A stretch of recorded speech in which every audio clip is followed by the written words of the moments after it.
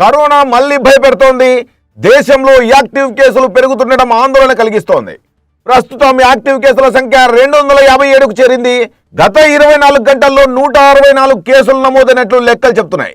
ఇక విదేశాల విషయానికి వస్తే సింగపూర్, హాంకాంగ్ లో కోవిడ్ కేసులు భారీగా పెరుగుతున్నాయి.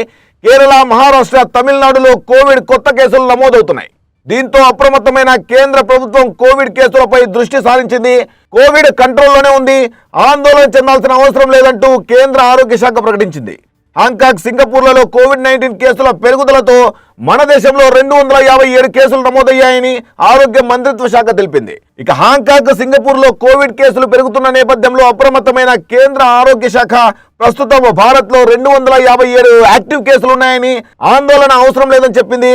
కోవిడ్ పరిణామాల దృష్ట్యా director general of health services అధ్యక్షతన ఆరోగ్య విభాగాల ఉన్నతాధికారులు సమావేశమయ్యారు.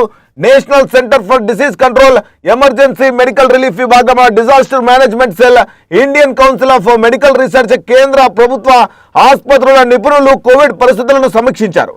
ఇక భారతదేశంలో ప్రస్తుత కోవిడ్-19 పరిస్థితి కంట్రోల్లోనే ఉందని నిపుణులు తేల్చారు. దేశ జనాభాను పరిగణలోకి తీసుకుంటే కోవిడ్ కేసుల సంఖ్య చాలా తక్కువగా ఉన్నట్లు గుర్తించారు.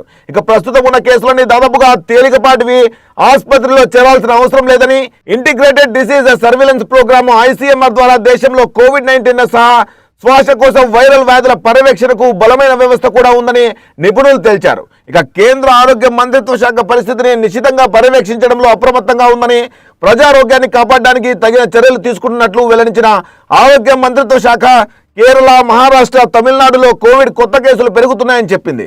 కోవిడ్-19 JN1 వేరియంట్ కారణంగా రోగులకు జ్వరం, అలసట, తలనొప్పి, గొంతు నొప్పి ఉన్నట్లు గుర్తించామని ఆరోగ్య శాఖ వర్గాలు తెలిపాయి.